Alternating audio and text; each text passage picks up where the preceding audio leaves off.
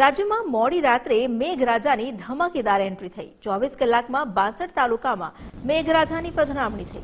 મહીસાગરના બાલાસિનોરમાં સૌથી વધુ વરસાદ ખાબક્યો। બાલાસિનોરમાં 6 ઇંચ વરસાદને કારણે પાણી થઈ ગયું તો અરવલ્લીના ભિલોડામાં 3 ઇંચ વરસાદ પડ્યો। મહેસાણાના સતલાસણમાં 3 ઇંચ વરસાદ ખાબક્યો। અરવલ્લીના ધનસુરામાં 2.5 ઇંચ વરસાદ વરસ્યો। પંચમહાલના ઘોગંબામાં 2 ઇંચ વરસાદ પડ્યો। છોટાઉદેપુર અને ખેડામાં પણ 2-2 ઇંચ વરસાદ નોંધાયો। 12 તાલુકામાં 1 થી 1.5 ઇંચ સુધીનો વરસાદ વરસ્યો, જ્યારે અન્ય તાલુકામાં 0.5 ઇંચથી સામાન્ય વરસાદ વરસ્યો।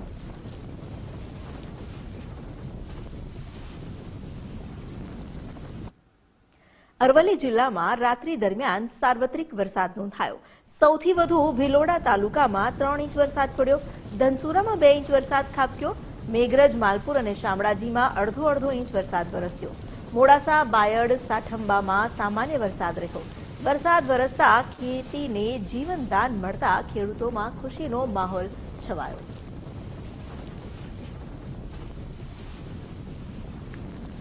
તો અરવલ્લી જિલ્લામાં પણ રાત્રિ દરમિયાન સાર્વત્રિક વરસાદ નોંધાયો, જે ચોમાસાની રાહ જોવાઈ રહી હતી અને આગાહી અનુસાર રાત્રિ દરમિયાન ભારે વરસાદ વરસ્યો અરવલ્લી જિલ્લામાં, જેમાં ભિલોડામાં 3 ઇંચ વરસાદ નોંધાયો। સૌથી વધુ વરસાદ ભિલોડા તાલુકામાં નોંધાયો અને ધનસુરામાં પણ 2 ઇંચ વરસાદ પડ્યો।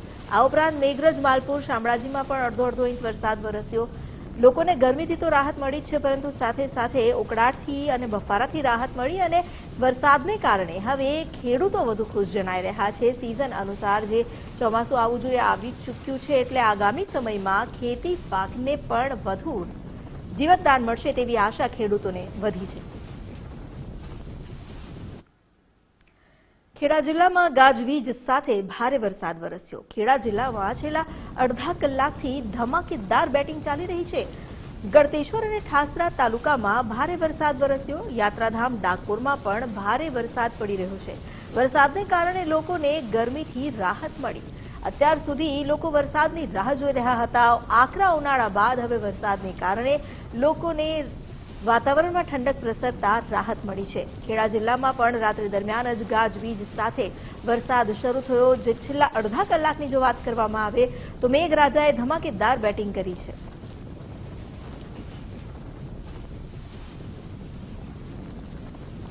વધુ જાણકારી આપી રહ્યા છે સંવાદદાતા કિશન રાઠોડ। કિશન, વરસાદની શું સ્થિતિ? અડધા કલાકથી વરસાદ ચાલુ છે, તો અત્યારે ક્યાં કેવી પરિસ્થિતિ? ચોક્કસથી વાત કરવામાં આવે તો ખેડા જિલ્લામાં ગત રાત્રિના સમયે મુશળધાર વરસાદ વરસ્યો હતો। કપડવંજ, કટલા, ડાકોર, ઠાસરા, ગળતેશ્વર, નડિયાદ સહિતના વિસ્તારોમાં રાત્રિના સમયે મુશળધાર વરસાદ વીજળીના કડાકા સાથે વરસ્યો હતો। હવામાન ખાતાની આગાહી પ્રમાણે વરસાદ વરસતા વાતાવરણમાં ઠંડક પ્રસરી હતી।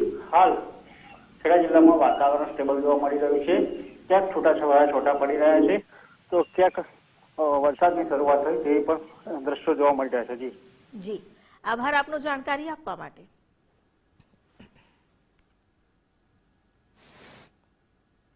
મહીસાગર જિલ્લામાં રાત્રિ દરમિયાન ભારે વરસાદ વરસ્યો। રાત્રિ દરમિયાન ગાજવીજ સાથે વરસાદ પડ્યો। બાલાસિનોર અને લુણાવાડા તાલુકામાં પણ વરસાદ વરસ્યો। ભારે ઉકળાટ અને બફારા બાદ આખરે વરસાદ વરસતા વાતાવરણમાં ઠંડક પ્રસરી અને લોકોને ગરમી અને આકરા ઉનાળાથી રાહત મળી। બાલાસિનોર અને લુણાવાડા તાલુકામાં પણ વરસાદ વરસ્યો છે। જિલ્લામાં રાત્રિ દરમિયાન ભારે ગાજવીજ સાથે વરસાદ વરસ્યો હતો।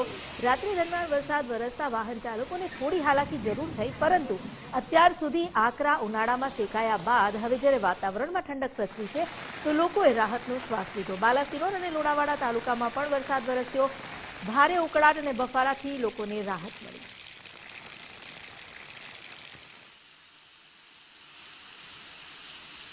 વધુ જાણકારી આપી રહ્યા છે સંવાદદાતા હસમુખ રાવલ। હસમુખ, રાત્રિ દરમિયાન ગાજવીજ સાથે વરસાદ વરસ્યો હતો, શું સ્થિતિ, શું અપડેટ? જી, ચોક્કસથી જે રીતે વાત કરવામાં આવે તો મહીસાગર જિલ્લામાં રાત્રિ દરમિયાન જે વાતાવરણમાં છે તે પલટો જોવા મળી રહ્યો હતો। રાત્રિ દરમિયાન એકાએક મહીસાગર જિલ્લામાં જે ભારે પવન સાથે ગાજવીજ સાથે વરસાદ છે તે વરસવાનો શરૂ થયો હતો।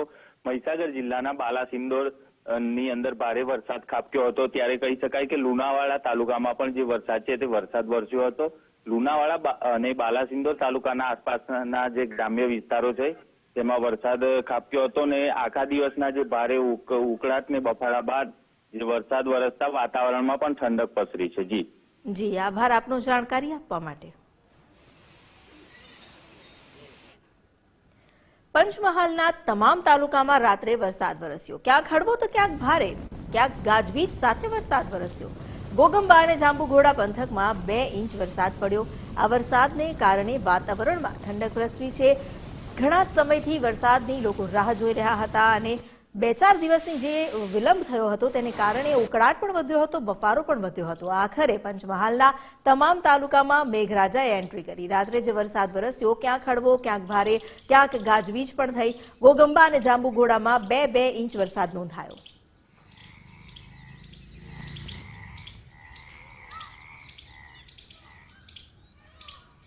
વરસાદને પગલે વાતાવરણમાં ઠંડક પ્રસરી છે. સવાર પડતાની સાથે જ વરસાદને કારણે રસ્તાઓ પણ ભીના રહ્યા. પંચમહાલ તાલુકામાં જે વરસાદ વરસ્યો હતો, રાત્રિ દરમિયાન જ વરસાદ શરૂ થયો અને ઘણા વિસ્તારોમાં તો ધોધવાર સાંભેલાધાર વરસાદ પડ્યો.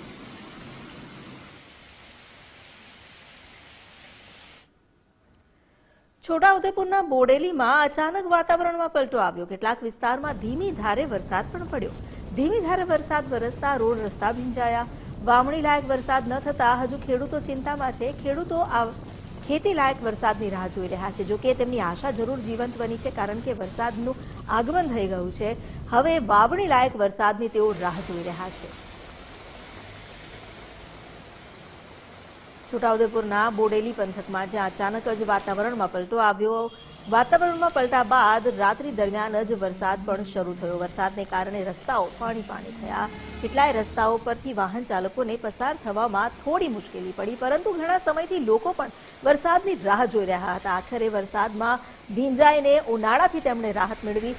ધીમી ધારે વરસેલા વરસાદને કારણે ખેડૂતોની આશા ફરી એકવાર જીવંત થઈ છે. જોકે આ વરસાદ ખેતી લાયક નથી અને ખેડૂતો ખેતી લાયક વરસાદની રાહ જોઈ રહ્યા છે.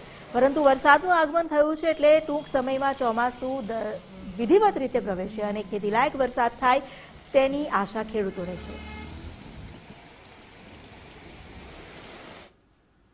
ગાંધીનગરના દહેગામમાં મોડી રાત્રે વરસાદ વરસ્યો. ભારે ઉકળાટ બાદ ધીમી ધારે જે વરસાદ વરસ્યો તેને કારણે વાતાવરણમાં ઠંડક પ્રસરી.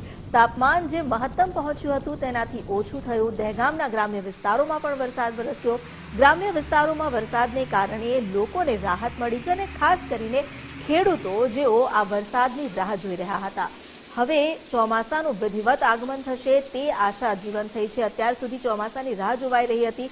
ન માત્ર ખેડૂતો પરંતુ સામાન્ય જનતા પણ. લોકો ભારે ઉનાળા અને આકરા ઉનાળાના ભારે તાપથી ત્રસ્ત હતા. હવે આખરે વરસાદ વરસ્યો છે.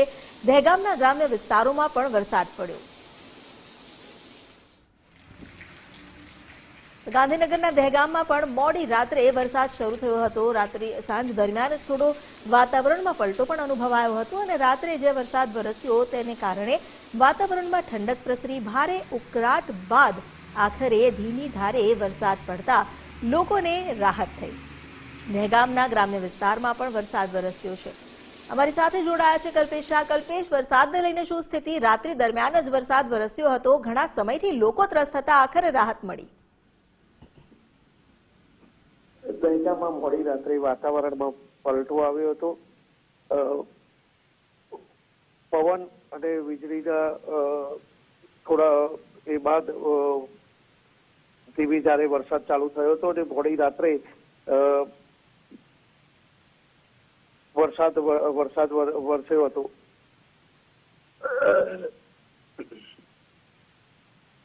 જી, આભાર આપનો.